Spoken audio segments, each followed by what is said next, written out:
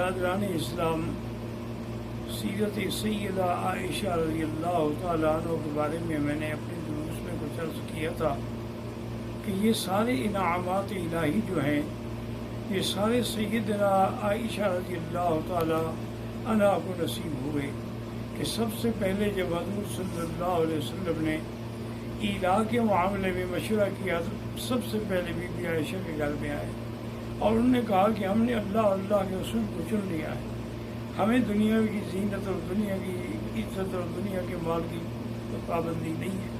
تو اس مسئلے میں بھی سیدہ عائشہ کو یہ سبقت حاصل رہی۔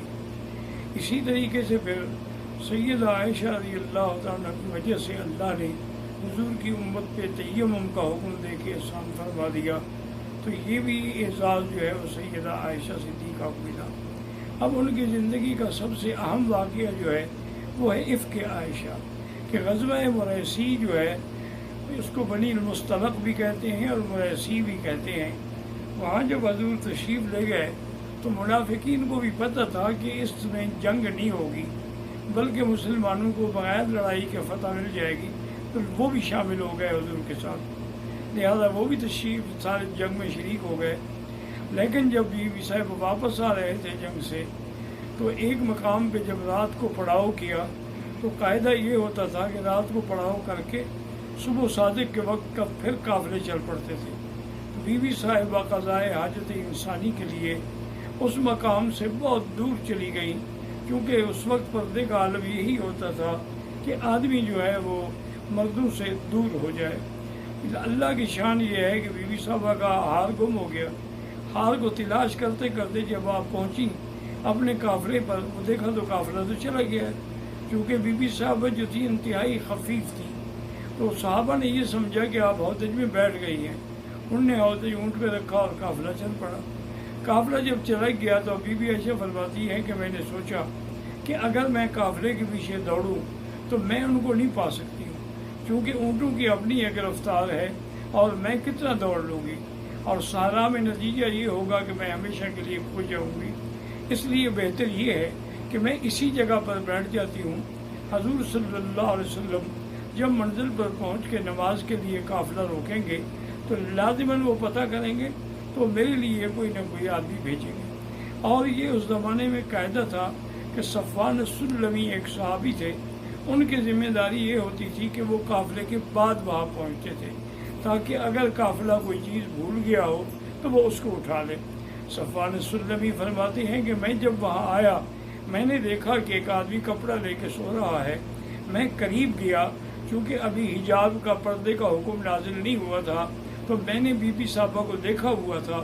جب میں قریب گیا تو میں حیران ہو گیا کہ تو بی بی عائشہ ہیں۔ میرے منہ سے فوراً نکلا انا للہ و انا الیہ راجعون۔ بی بی صاحبہ نے بھی جب ان کا استرجاع سنا تو ان کی بھی آنکھ کھل گئی۔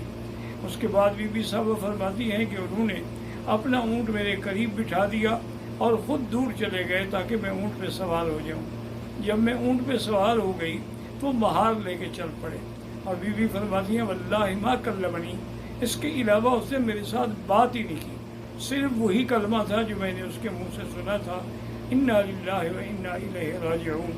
لیکن جب بی بی عائشہ کو صفوان السلمی لے کے قافلے میں پہنچا تو منافقین کو موقع مل گیا، تو عبداللہ ابن ابی نے وہیں پر یہ نعوذ باللہ تہمت لگانی شروع کر دی کہ جی ایک نوجوان عورت ہو اور ایک نوجوان آدمی ہو، سہارا ہو، دیکھنے والا بھی کوئی نہ ہو، وہ کیسے اپنی عزت بچا سکتی ہے۔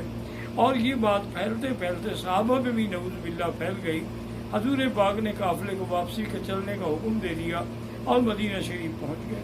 لیکن ان کے ان بار بار کی باتوں سے چند کھڑے اور خالص مسلمان جو تھے، جیسے مستہ ہے یا حسان ہے، وہ بھی بیچارے اس تہمت میں شریک ہو گئے۔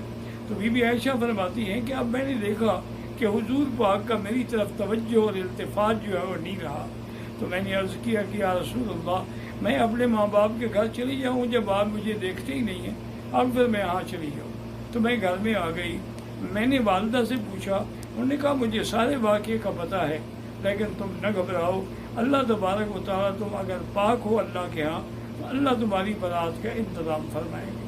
اسی طرح پھر میں نے حضرت ابو بکر صدیق کو رو کے واقعہ سنایا، انہوں نے بھی مجھے یہی کہا۔ اور کچھ راتوں کے بعد میں ام مستہ کے ساتھ قضائے حاجت کے لیے رواج یہی تھا، اس زمانے میں کوئی حمام وغیرہ بنے ہوئے نہیں تھے، تو عورتیں جو ہیں ایک ایک دو دو کی ٹولی بنا کے دور چلی جاتی تھیں۔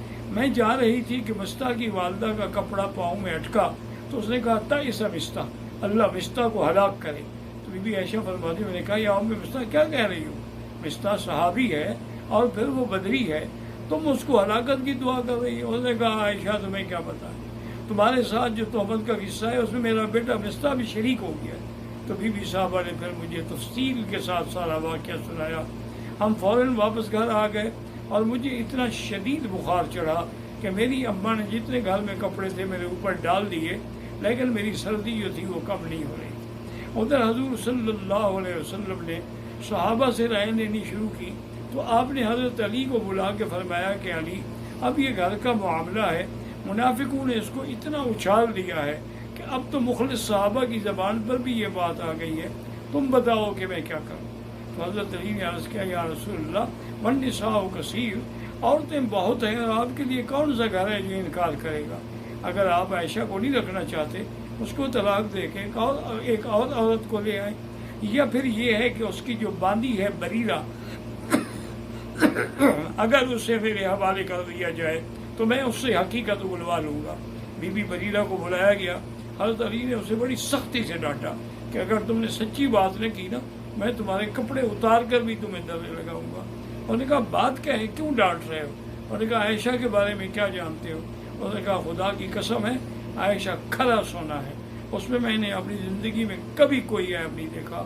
ہاں البتہ چونکہ کم عمر لڑکی ہے اس لیے کبھی آٹا گوندھ کے رکھ کے خود سو جاتی ہے تو بکری آ کے آٹا کھا جاتی، یہ غفلت تو اس میں ہے، اس کے علاوہ اس میں نے کسی گناہ کی بات نہیں دیکھی۔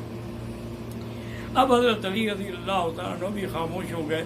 اس کے بعد پھر حضور نے حضرت امیر المومنین حضرت عمر کو بلایا رضی اللہ تعالیٰ عنہ اور کہا کہ عمر تم نے بھی سن لیا ہے قصہ، اب مجھے رائے دو کہ میں کیا کروں۔ حضرت عمر نے کہا کہ یا رسول اللہ مالی ابن الخطاب، خطاب کے بیٹے کی کیا طاقت ہے کہ وہ اللہ کے نبی کے گھر کے بارے میں مشورہ دے؟ آپ نے فرمایا آخر اس کا کوئی حل تو ہوگا۔ انہوں نے کہا حضور اگر آپ مجھ سے پوچھتے ہیں پھر آپ ناراض تو نہیں ہوں گے اگر میں کوئی سخت بات کہہ بیٹھوں؟ آپ نے فرمایا بالکل نہیں ہوں گا۔ انہوں نے کہا پہلے تو آپ مجھے یہ بتائیں کہ بی بی عائشہ سے جو نکاح ہے آپ نے کیا ہے یا اللہ نے کرایا ہے؟